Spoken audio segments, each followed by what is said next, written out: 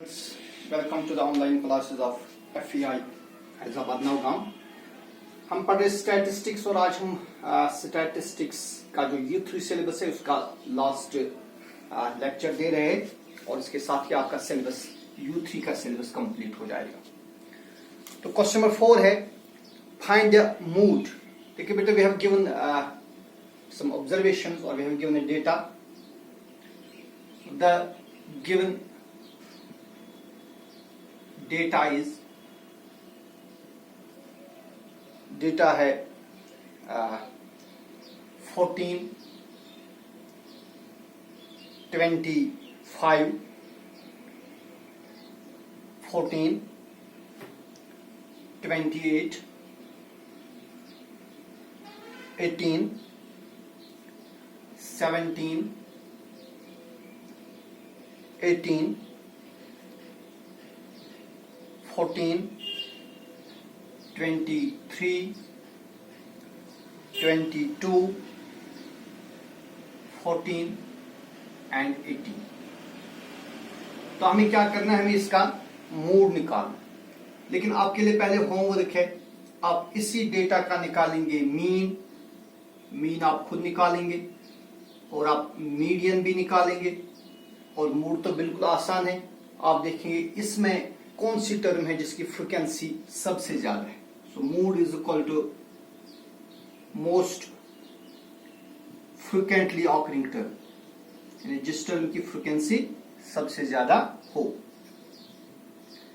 Most frequently occurring term, जिस term की frequency सबसे ज्यादा, उसको बोलते हैं हम मूड। तो आप देखेंगे यहां पर कौन सी टर्म है जिसकी फ्रीक्वेंसी सबसे ज्यादा। अगर आप जरूर करेंगे 14 की फ्रीक्वेंसी 1, 2, 3 और 4। जो 14 है ये 4 बार है ना, वाइलेस 18 3 ही बार है, 1 2 3। तो जो 14 है, 14 की फ्रीक्वेंसी सबसे ज्यादा है, लिहाजा mode of the data is 14। Most frequently occurring term is the mode which is equal to, here in this case it is 14। लेकिन आप मीन और मीडियन खुद निकालें, ठीक है। इसके बाद है question number 5, which is an very important question और अक्सर एग्जाम में पूछा जाता है। क्वेश्चन नंबर 5 वेरी इंपॉर्टेंट, और क्वेश्चन है find the mean salary of 60 workers of a factory from the following table. देखिए बेटा, एक फैक्ट्री है, इस फैक्ट्री में 60 वर्कर्स काम करते हैं और उनकी जो सैलरी है वो यहां पर दी हुई है। तो हमें निकालनी है mean salary. What is the salary of employ और a worker, what is the mean salary of a worker. Okay, तो देखिए we have given here salary, it is in rupees.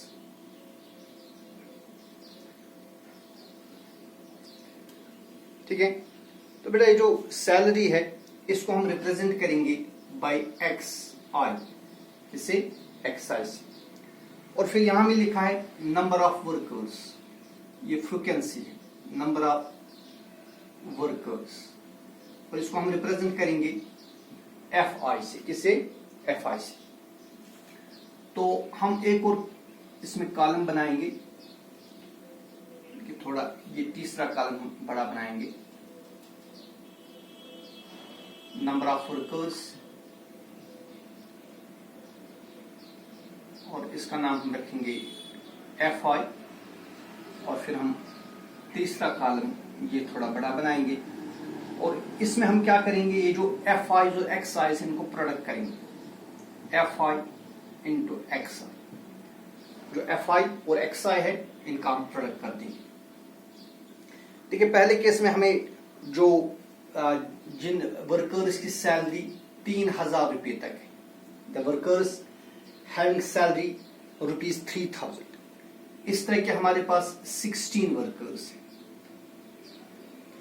फिर इसी तरह जिन वर्कर्स की सैलरी ₹4000 है, ऐसे 12 वर्कर्स। फिर है 5000 जिन वर्कर्स की सैलरी है, इस तरह के हमारे पास है 10 वर्कर्स। इसी तरह जिनकी सैलरी 6,000 है, इस तरह के 8 वर्कर्स इस फैक्ट्री में काम करते हैं। तो बेटा इसी तरह कुछ वर्कर्स की जो सैलरी है वो ₹7,000 है, और ऐसे 6 वर्कर हैं जिनकी सैलरी 7,000 तक है। फिर जिन वर्कर्स की सैलरी 8,000 है, इस तरह के इस फैक्ट्री में 4 वर्कर हैं, और जिनकी सैलरी 9,000 है, इस तरह के जो वर्कर है उनकी तादाद 3 है, और जिनकी सैलरी 10,000 है,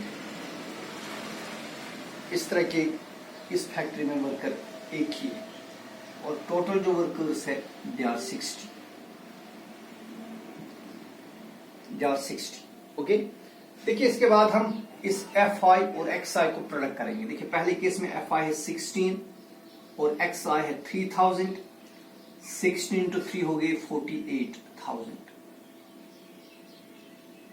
ठीक है, तो ये 48,000 बनी।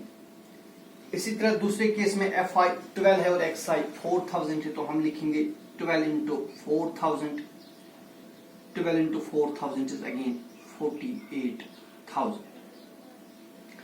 फिर उसके बाद लिखेंगे 10 into 5,000, 10 into 5,000 is 50,000, ठीक है। फिर क्या लिखेंगे, फिर लिखेंगे 8 into 6,000, 8 into 6,000 is 8 6 are 48, फिर से बनेगा 48,000।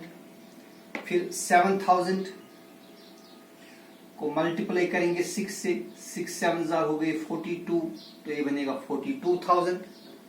फिर 8,000 को मल्टीप्लाई करेंगे 4 के साथ, 4 8 हो गए 32,000, ठीक है। फिर 9,000 है यहाँ पर, सॉरी इट इज 9,000।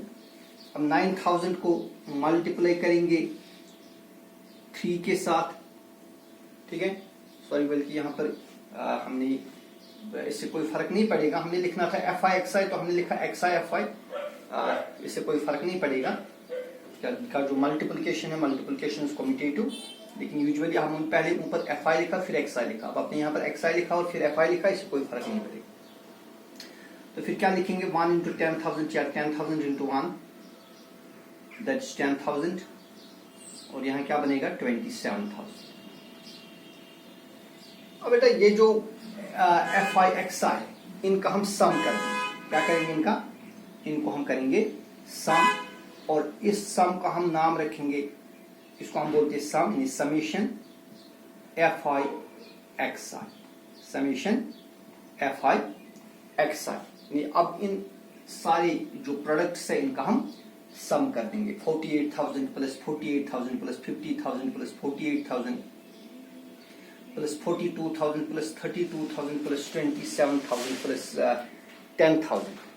अब इनका सम करेंगे, देखिए क्या बनेगा, इसमें 3 0 है, इसमें भी 3, यहाँ भी 3 0 है, यहाँ भी 3 0, हर कहीं पर 3 0, तो सम करेंगे पहले ये 3 0 लिखते हैं, ठीक है। फिर अब चौथा डिजिट उठाएंगे, यहाँ पर 4 डिजिट है 8, 8 plus 8 is 16, 16 plus 8 is 24, 24 plus 2 is 26, 26 plus 2 is 28, 28 plus 7 is 35, carry आ गई 3। अब चौथा डिजिट आएंगे, 3 plus 4 is 7 plus 4 is 11 plus 5 is 16, 16 plus 4 is 20 plus 4 is 24, then 27, 29 and then 30, so it is 305000, it is 3,05,000, okay। अब हमें क्या निकालना है, so therefore we have to find mean salary, therefore mean salary जो है वो क्या बनेगी, उसको हम रिप्रेजेंट करेंगे x बार से, क्योंकि मीन को हम रिप्रेजेंट करते हैं x बार से।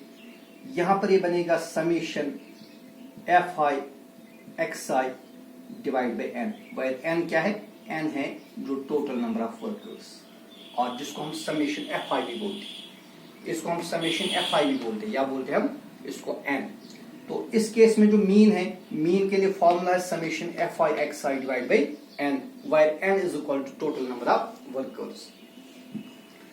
तो ये क्या बनेगा, this implies X bar is equal to, अब देखिए summation F I X I कितना बन गया 3,05,000 divide by N, that is total number of workers. वो कितने बन गए, टोटल नंबर ऑफ वर्कर्स है 60। ठीक है, तो देखिए पहले 0 और 0 कैंसिल कर दीजिए, अब ये बन गया 30,500। 30,500 को आप 6 से डिवाइड कर लेंगे,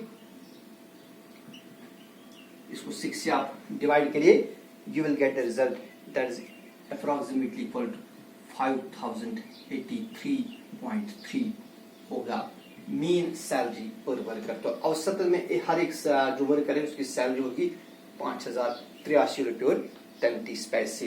ये आप खुद कैलकुलेट करें। ठीक है, तो इसी क्वेश्चन पर मजीद बात करेंगे क्योंकि हमारा ये जो सारे क्वेश्चंस खत्म हो गए।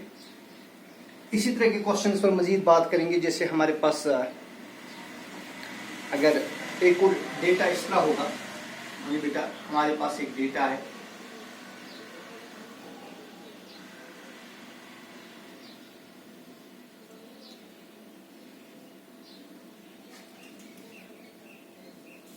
ये इस तरह का एक डेटा है हमारे पास। फॉर एग्जांपल पहले हम एक्स आई लिखेंगे, फिर एफ आई लिखेंगे। सपोज जो एक्स आई है इसके वैल्यूज इस तरह है 10, 15, 20, 25, 30, 35, 40 और यहां लिखेंगे हम total. And suppose the frequencies corresponding to each exercise 4, 6, 8,